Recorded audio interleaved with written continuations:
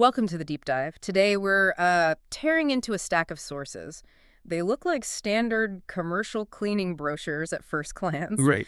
but actually they reveal a pretty sophisticated model for, well, mitigating risk and boosting operational efficiency. hmm We're diving deep into the strategy used by expert facility managers, and we're using MK Mainex MetroClean as our sort of case study here. Yeah, it's a really crucial topic Yeah. because, for most businesses, facility maintenance, it's often just seen as a cost center, Yeah. like a necessary evil you just have to pay for. Exactly. But the real insight here, and this is what we need to pull out right away, is that a truly comprehensive strategy, it actually acts as a profit protector. Okay. So we're analyzing how this kind of approach transforms facilities from just, operational liabilities into genuinely optimized assets. Right, that's the mission then. We're looking beyond just the mop and bucket, trying to understand the expert solutions that keep companies running smoothly.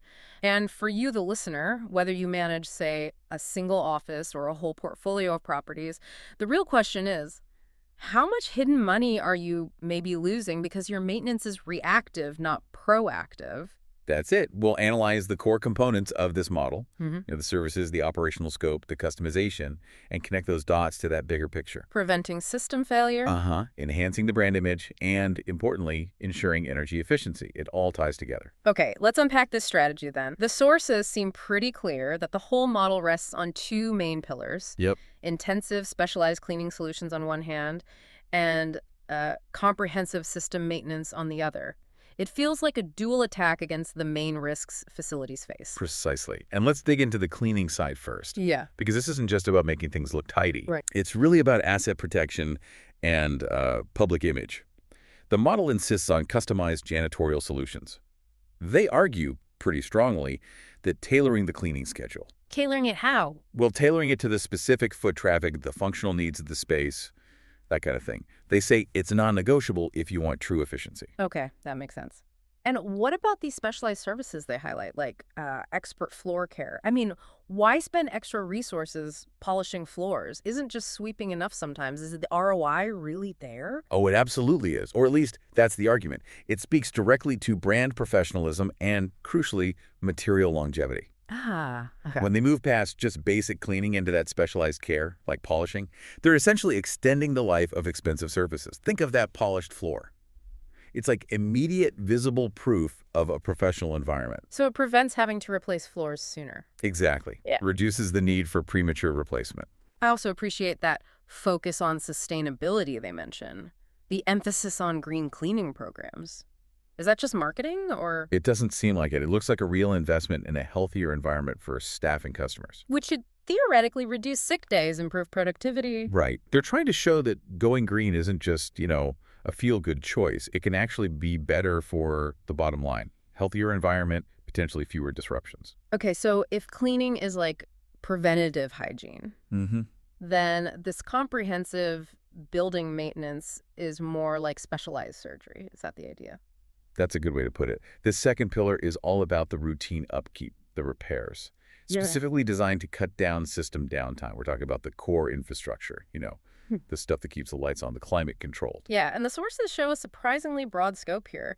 The FAQ mentions everything from routine HVAC maintenance. Okay, that makes sense. But also landscaping, full building management solutions. Right. But wait, are they spreading themselves too thin? I mean, facility safety inspections, renovations, even waste management. Isn't that getting a bit outside the usual scope of maintenance?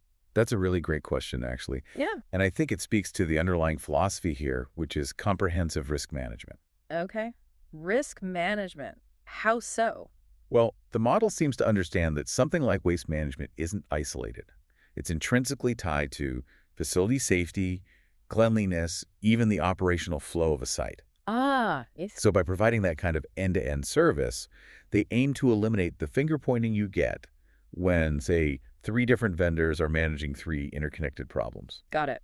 So it's about managing the entire physical risk profile of the business, not just fixing leaky pipes or changing filters. Exactly. And that strategic bundling, that holistic view, leads us right into the operational side of things, how they actually deliver this. Which seems to boil down to customization married to rapid response. Precisely. You can have a great service list, but it's useless if the delivery is sloppy, right? Right. So what ensures seamless operations? especially across a large client base? The first answer is availability. The source material describes them as a nationwide partner. Which implies pretty huge scale. It does. But interestingly, they heavily spotlight their operations in the greater Boston area and Massachusetts specifically. Yeah, I noticed that. Lots of examples like office cleaning Boston or facility maintenance in Linfield. Why focus so much locally if they claim to be nationwide? Doesn't that kind of challenge the scalability claim a bit? I think it might actually be the proof point. How so? The Massachusetts operations, especially around Linfield where they're based, could serve as the sort of perfected hub.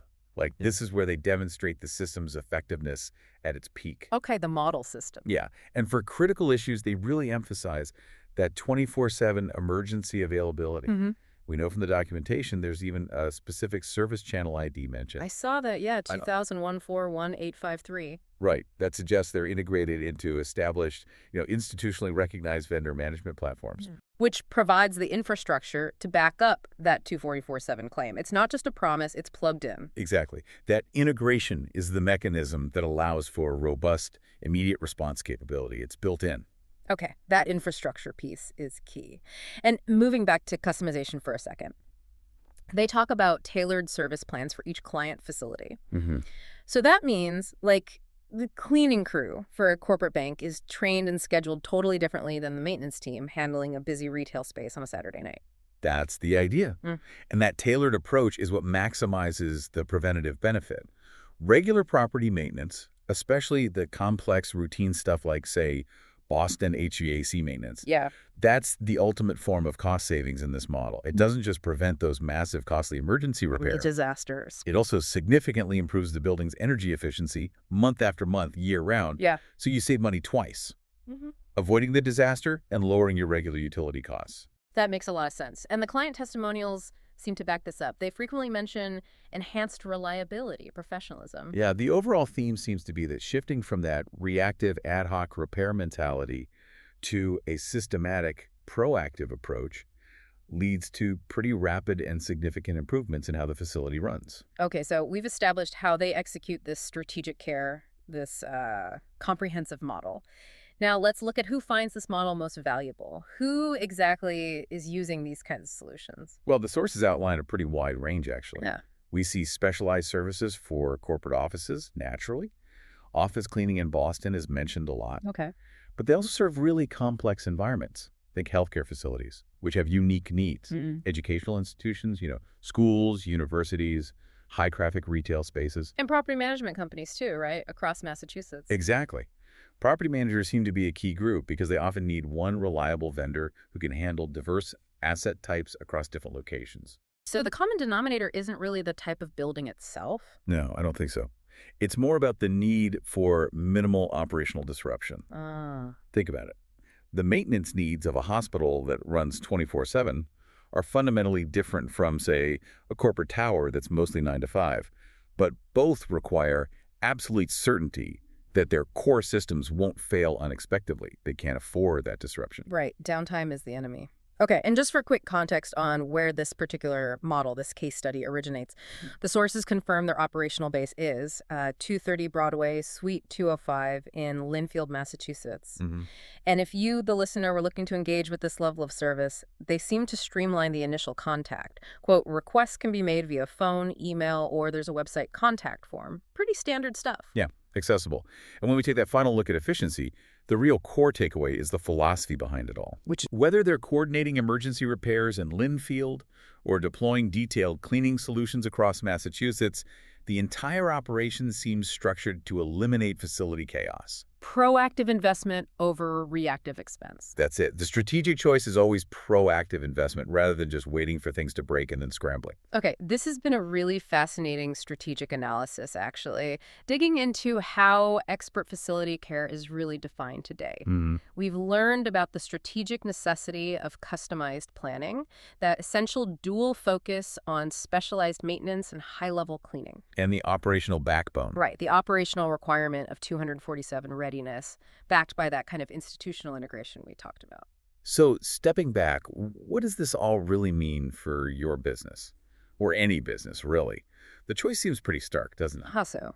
Do you want continuous, expensive crisis management just reacting to problems? Or do you want optimized operations that actually contribute to your profitability, or at least protect it? It's about shifting the mindset. Exactly. Shifting your mindset from just fixing things to actively optimizing your facility. That feels like the definition of long-term thinking, of longevity. And we established earlier that regular specialized maintenance is critical not just for performance, but it fundamentally improves the facility's energy efficiency too. A key point, often overlooked. Right. So here's a provocative thought for you to consider as you finish this deep dive. When your facility manager hands you a massive repair bill for, say, a busted AC unit, that's just the tip of the iceberg, isn't it? Hmm. How much hidden operational cost in the form of wasted energy day after day, shortened asset life for your expensive equipment, unnecessary downtime disrupting your actual business? How much of that is already being absorbed by a facility that is merely maintained versus one that is truly optimized? That silent operational drain. Yeah, that silent drain. That feels like the real difference between businesses that are just surviving and those that are set up to truly thrive. Something to think about.